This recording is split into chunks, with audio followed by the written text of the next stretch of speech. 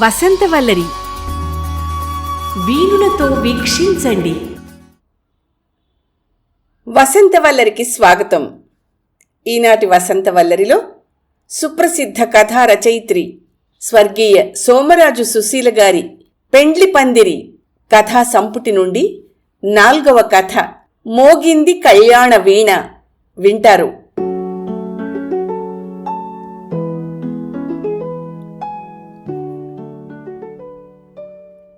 మా పెళ్ళయి అప్పటికి 4 రోజులయింది. చుట్టాలందరూ వెళ్ళిపోయారు. ఇంట్లో వాళ్ళం కూర్చుని కబుర్లు చెప్పుకుంటున్నాం. అమ్మ వంటింట్లో వంట చేస్తోంది. అంతా ఆనందమయ వాతావరణం. ఇంకో 4 రోజుల్లో మేమిద్దరం పూణే వెళ్ళిపోవాలి. మర్నాడు పొద్దున్నే మా పెద్ద చెల్లెలు చిన్నారి చీరాల వెళ్ళాలి. తనక్కడ కాలేజీలో ఎకనామిక్స్ లెక్చరర్గా పనిచేసేది. మా ఆయనకు అప్పటికే జాతకాలు బాగా చెప్తారని పేరొచ్చేసింది. మరి ఈ 4 రోజుల్లో ఎవరెవరి చేతులు చూశారో? హబ్బే, అది కారణం అయ్యుండదు. మా పెళ్లికి తాతగారు ముహూర్తం పెడితే అందులో దోషాలున్నాయని చెప్పి ఒక్కరోజు ముందుకు జరిపించారు.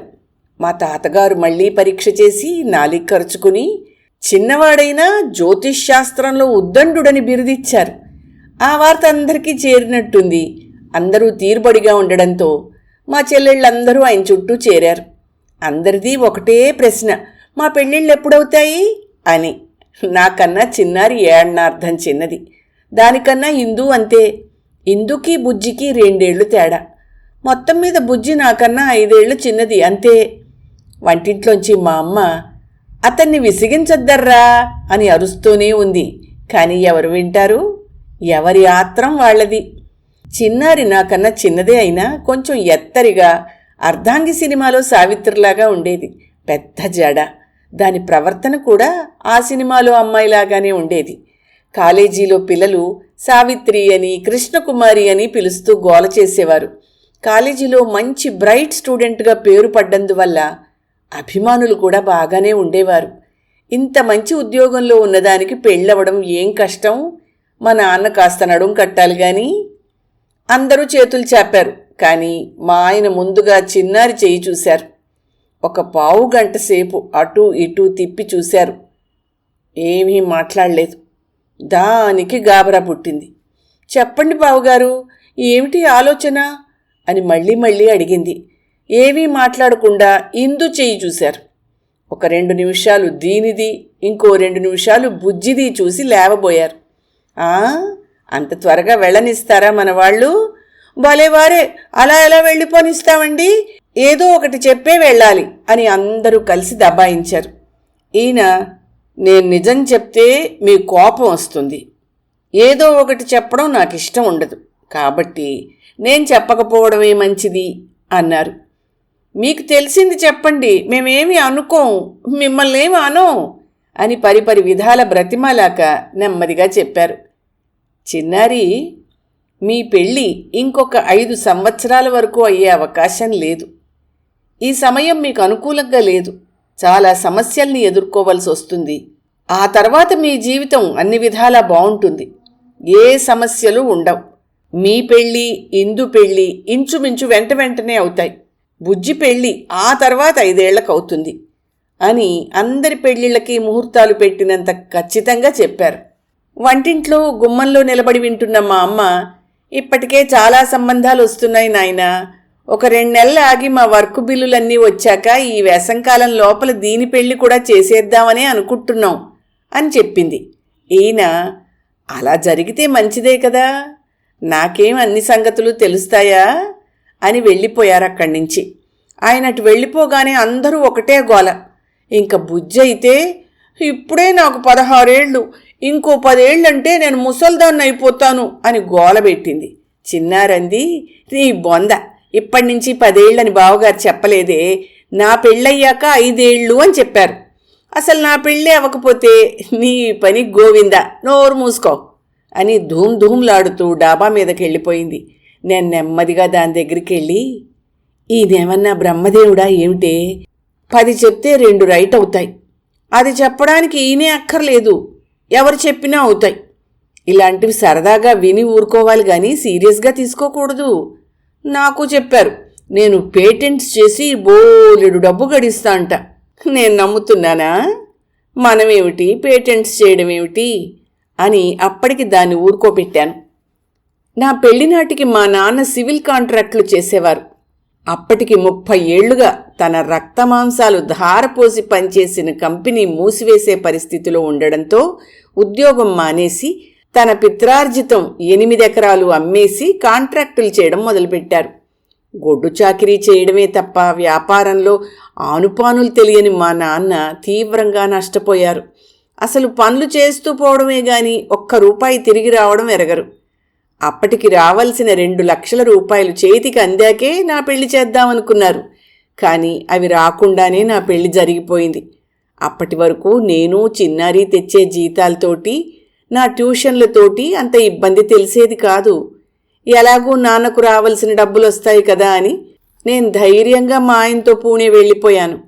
వ్యాపార సూత్రాలు తెలియని మా నాన్న ఇవ్వవలసిన వాళ్లకి ఆమ్యామ్యాలు ఇవ్వకపోవడంతో మా వాళ్ళు వస్తాయనుకున్న 2 లక్షలు ఎప్పటికీ రాలేదు. చిన్న పెద్ద అప్పులతో మా అమ్మా నాన్న భూలోక నరకం అనుభవించారు. కుటుంబం రోడ్డున పడ్డట్టయింది. ఇంటికి చిన్నారి అంతులేని కథలో జయప్రదలాగా అయింది. సరిగ్గా అదే సమయంలో దేవుడు కరుణించినట్టు దానికి కాకినాడ ఇంజనీరింగ్ కాలేజీలో ఎకనామిక్స్ లెక్చరర్గా గెజిటెడ్ పోస్ట్ వచ్చింది. ఇంతా చేసి దాని వయసు అప్పటికి 20 ఏళ్ళు.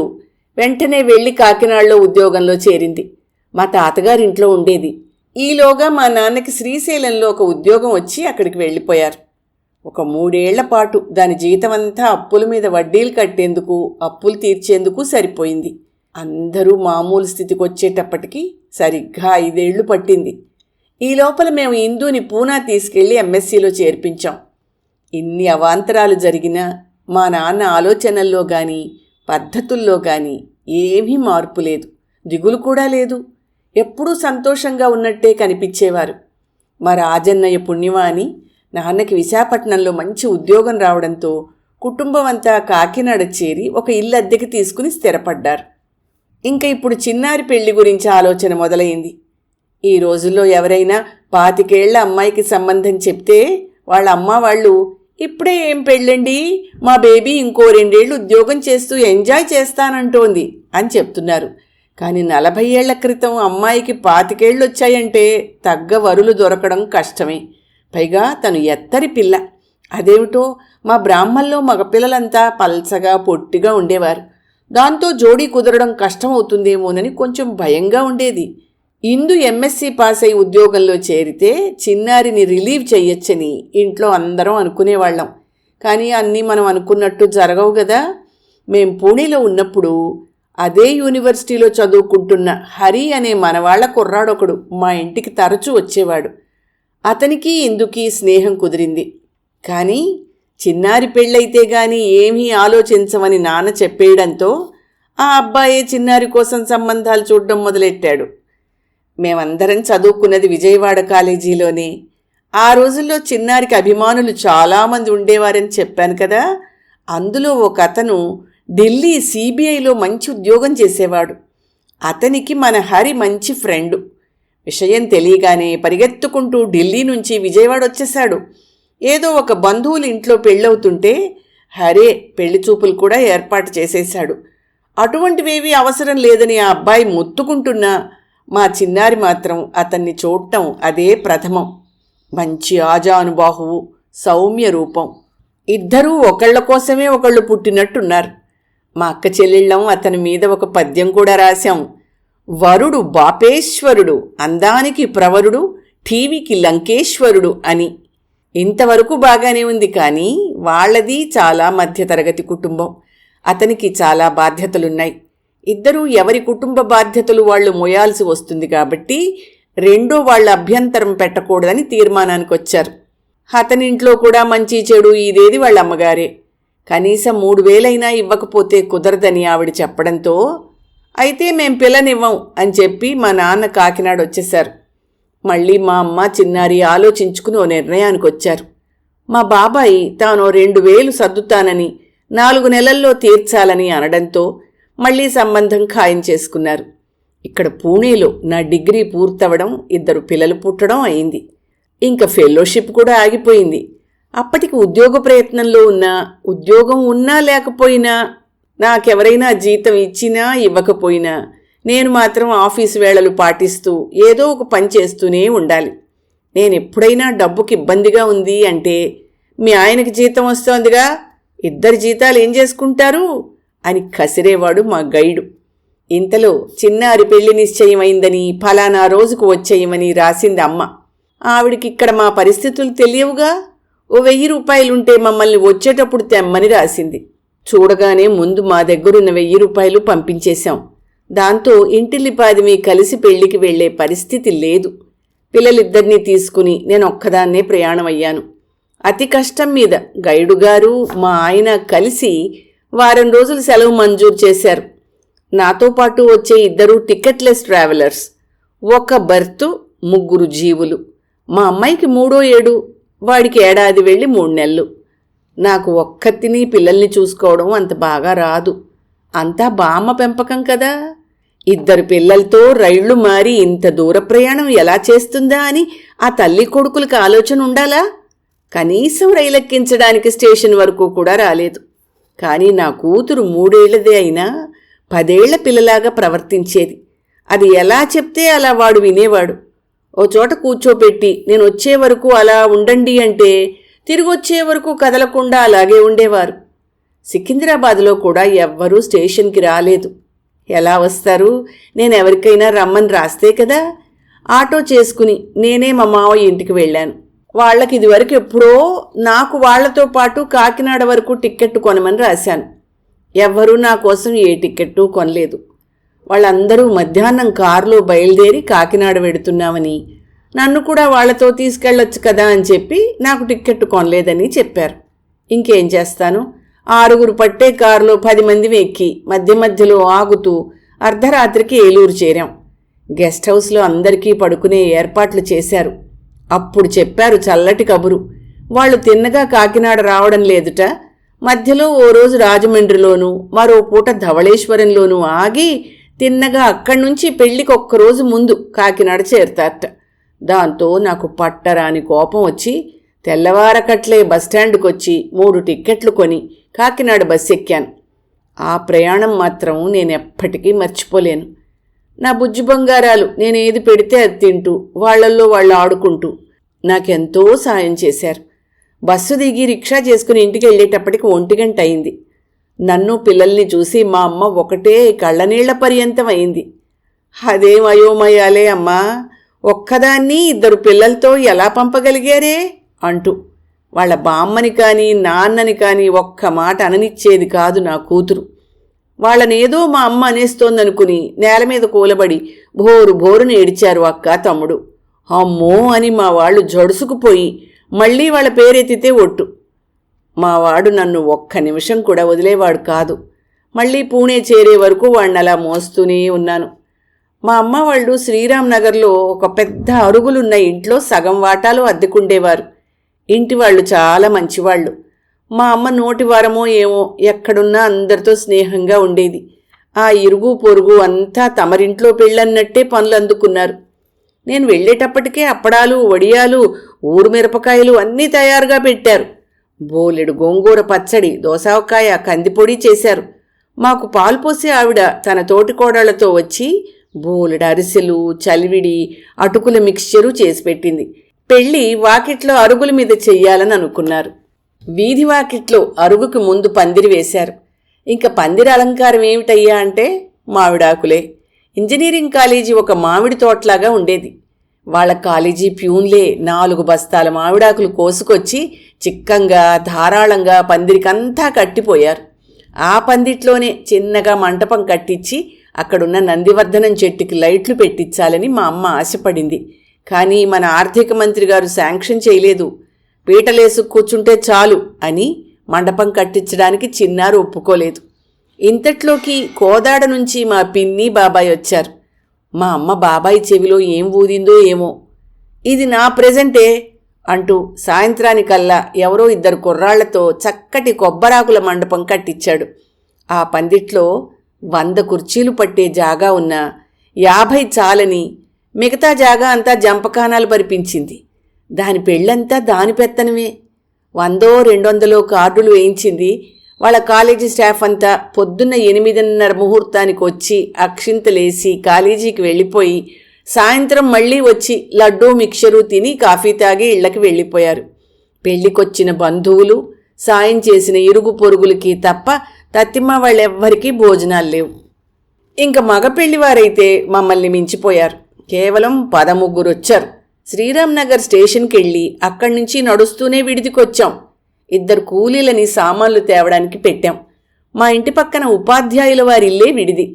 మేం చేసిన ఆపాటి మర్యాదలకే సంతోషపడ్డారు వాళ్ళు. ఎక్కువ అనవసరపు ఆడంబరాలు చేయలేదేమో గాని ఎవరికీ మర్యాదల లోపం మాత్రం చేయలేదు. చిన్నారి స్టూడెంట్స్ కొందరికి కడియంలో పెద్ద గులాబీ తోటలున్నాయి.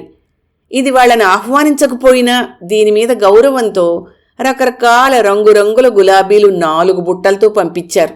తెల్లవారి ముహూర్తం సమయానికి పచ్చని మామిడాకుల మధ్యలో నుండి తొంగి చూసే వన్నెల గులాబీ బాలల అందాలతో మురిసిపోయిన ఆ పెళ్లి వేదిక శోభ కొన్ని లక్షలు ఖర్చు చేసి తయారు చేసే నేటి వేదికలకి ఏమాత్రం తీసిపోలేదు.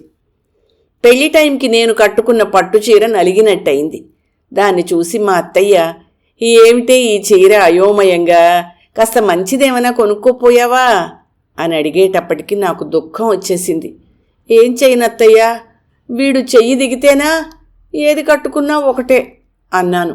ఒరేయ్ ఇట్రారా నాన్న, అలా టాటా వెళ్దాంరా అని పిలిచింది. వెంటనే వాడు బామ్మా అని అరుపులు మొదలెట్టాడు.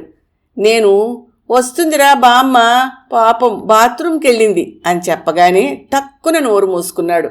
చంటి వెధవ కదా, నేనేం చెప్పినా నమ్మేవాడు. నా వెనకాలే నా చీర పట్టుకుని తిరుగుతున్న నా కూతురు నవ్వబోయి నా మొహం చూసి ఊరుకుంది. ఆ విధంగా ఆ పెళ్లి ప్రయాణం 1 వారం రోజులు మా అత్తగారు బాత్రూంలో ఉండిపోయారు. మరి పిల్లల్ని పెంచడం ఎంత కష్టమో నాకు బాగా అనుభవానికి వచ్చింది. మా అమ్మ వాళ్ళు ఇంకో 4 రోజులు ఉండమని బతిమిలాడినా, మా ఆయన పొరపాటున పర్మిషన్ ఇచ్చినా నేను మాత్రం ఉండేదాన్ని కాదు. మా అత్తగారు పిల్లల్ని పెంచడం కన్నా బిచ్చమెత్తుకోవడం మేలు అని తరచూ అనే మాట నేను కనీసం 10 సార్లు తలుచుకునుంటాను. ఉదయాన్నే సలక్షణంగా శోభాయమానంగా పెళ్లి జరిగింది. ఎందరో పెద్దలొచ్చి ఆశీర్వదించి తాంబూలాలు తీసుకుని వెళ్లారు. మధ్యాహ్నం వంటలు బ్రహ్మాండంగా కుదిరాయి. కాకినాడ వంట బ్రాహ్మలు చాలా ప్రసిద్ధులు కదా. మా చుట్టాల్లో చాలామందివి కాకినాడ చుట్టుపక్కల ఊళ్ళేను. అందరూ భోజనాలు అవగానే వెళ్ళిపోయారు. సాయంత్రం రిసెప్షన్ టైంకి చిన్నారి వాళ్ళ అత్తగారు పెట్టిన పట్టుచీర కట్టుకుంది. అతను సూట్ వేసుకున్నాడు. ఇద్దరూ సగం అలంకారం వల్ల మిగతా సగం ఆనందం వల్ల మెరిసిపోయారు. అందరూ అభినందించి స్వీటు హాటు తిని కాఫీ తాగి వెళ్ళిపోయారు. రాత్రి 9 వరకు అందరం పాటలు పాడుతూనే ఉన్నాం. పెద్ద టెన్షన్ లేకపోవడం వల్ల అందరం విశ్రాంతిగా సంబరాలు చేసుకున్నాం. రకరకాల బహుమతుల ప్యాకెట్లు వచ్చాయి. మాకు అన్నీ కంగారే కదా, ఒక్కొక్కటే విప్పి చూడడం మొదలెట్టాం. ముందు మెకానికల్ ఇంజనీరింగ్ డిపార్ట్మెంటు ప్యాకెట్టు తెరిచాం. 2 లీటర్ల పాలు పట్టే మిల్క్ కుక్కర్. ఆహాహా, బాగుంది, నలుగురం కలిసినప్పుడు పనికొస్తుంది అనుకున్నాం. రెండోది సివిల్ డిపార్ట్మెంటుది. దేవుడా, ఇందులో ప్రెషర్ కుక్కర్ ఉండేలా చూడు తండ్రి అని దండం పెట్టుకున్నాం. అబ్బే, అది 1 లీటర్ పాలు పట్టే మిల్క్ కుక్కర్. పోన్లే, రోజు ఇంట్లో వాడుకోవచ్చు అనుకున్నాం. ఇంకా chemical, electrical, mathematics, physics, English, management, administration, ఏ డిపార్ట్మెంటు నుంచైనా రకరకాల మిల్క్ కుక్కర్లే. మొత్తం వచ్చిన 16 ప్రెజెంట్లలో 12 అవే వచ్చాయి. మిగతావేవో పుస్తకాలు. చిన్నారి, నేను చెప్పానా, మా వాళ్ళంతే, ఒక డిపార్ట్మెంటుతో ఇంకొకళ్ళు మాట్లాడుకోరు. ఎవడో గాని అందరికీ ఒకటే అమ్మాడు అని ఒకటే నవ్వు. అందరం తలా ఒకటి తీసుకున్నాం. మళ్ళీ వెనక్కిద్దామన్నా లేకుండా అన్నిటి మీద ఫుల్ అడ్రస్తో సహా పేర్లు కూడా చెక్కించి మరీ ఇచ్చారు. మా బంధువులందరినీ బహుమతులకి బదులుగా డబ్బులే ఇవ్వమని, అది పెళ్లి ఖర్చులకి పనికొస్తుందని ముందుగానే చెప్పిందట. మొత్తం 2000 వరకు క్యాష్ వచ్చింది. కట్నం 3000తో కలిపి ఆ పెళ్లికి 8000 ఖర్చయింది. మా బాబాయ్ 2000 అప్పుగా ఇచ్చాడు. 4 నెలల్లో చిన్నారి ఆ అప్పంతా తీర్చేసింది. నా పెళ్లితో అయిన అనుభవంతో ఎక్కడా 1 రూపాయి కూడా బాకీ పెట్టలేదు. అంతేకాకుండా 3 నెలల వెచ్చాలు ఇంట్లో ఉంచి ఇంటి వాళ్లకి 3 నెలల అద్దె కూడా ఇచ్చింది. అలా ఎందుకు చేసిందంటే, మా నాన్న పనిచేసే కంపెనీ వాళ్ళు 15 రోజులు సెలవు అడిగితే ఇవ్వమన్నారని ఉద్యోగానికి రాజీనామా చేసి వచ్చారట. మా అమ్మ లబోదిబోమని గోల చేసి మా రాజన్నయ్యకు ఉత్తరం రాస్తే తను వాళ్లతో మాట్లాడి ఇంకో 200 ఎక్కువ జీతంతో మళ్లీ వేయించాడు. అదే తను మాకిచ్చిన బహుమతి. మా అమ్మ కోసం ఏదైనా చేసేవాడు రాజన్నయ్య. ఇంత వివరంగా ఈ పెళ్లి విశేషాలు ఎందుకు రాశానంటే, అప్పటికీ ఇప్పటికీ మానవ మనస్తత్వాల్లో, ముఖ్యంగా ఆడపిల్లల్లో ఎన్ని మార్పులొచ్చాయో కొందరైనా గ్రహిస్తారని. నిరాడంబర జీవితం చాలా సుఖంగా ఉంటుందని ఎవ్వరూ గ్రహించడం లేదు. ఇప్పుడేదైనా పెళ్లి సంబంధం చెప్పబోతే పిల్లవాడి జీతం ఎంత, సొంత ఫ్లాట్ ఉందా, కారుందా, బాధ్యతలేమీ లేవు కదా అని అడుగుతున్నారు. అలాగే అబ్బాయిలు కూడాను అమ్మాయి హోదా, జీతం, భవిష్యత్తులో అవకాశాలు, అందము చూస్తున్నారు. ఇరుపక్షాలు అందచందాలకిచ్చిన ప్రాముఖ్యత గుణగణాలకి ఇవ్వడం లేదు. అబ్బాయికి అమ్మానాన్నలు, అక్క చెల్లెళ్ళు, అన్నదమ్ములు లేకపోతేనే మంచిదనుకునే రోజుల్లో ఉన్నాం. ఇప్పుడెవరైనా కోరుకునేది 2 వ్యక్తుల మధ్య అనుబంధమే కాని 2 కుటుంబాల మధ్య కాదు. భార్యాభర్తలు తప్ప మిగిలిన వారంతా అతిథులే.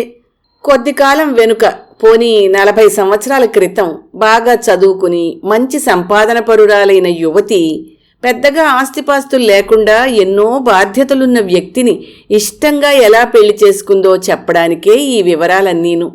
ఒక్కరోజు పెళ్లి కోసం ఊరందర్నీ పిలిచి లక్షలు ఖర్చు చేసే తల్లిదండ్రుల్ని అలా చెయ్యొద్దని చెప్పడానికే. పెళ్లి వేడుక అనేది ఒక ముగింపు కాదు, జీవితాలకది ఆరంభం మాత్రమే.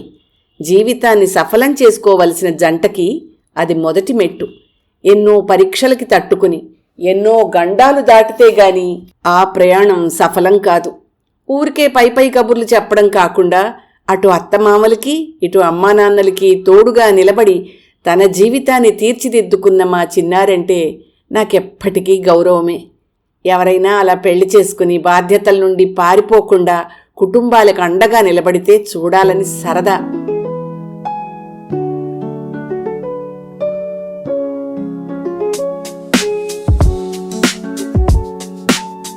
వసంత వల్లరిలో సుప్రసిద్ధ కథా రచయిత్రి స్వర్గీయ సోమరాజు సుశీల గారి కథా సంపుటి పెండ్లి పందిరి నుండి 4వ కథ మోగింది కళ్యాణ వీణ విన్నారు.